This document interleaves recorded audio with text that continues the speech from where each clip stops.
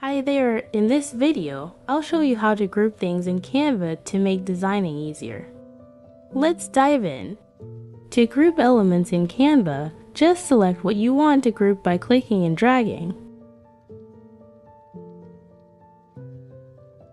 Then look for the Group button in the upper left corner, or right-click and choose Group.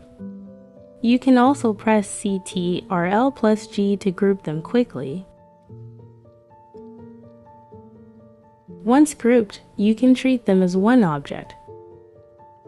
You can resize, rotate, move, and adjust transparency all at once.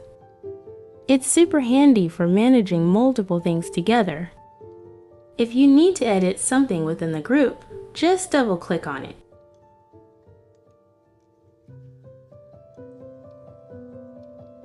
And if you need to adjust the text box size, ungroup, tweak it, and regroup.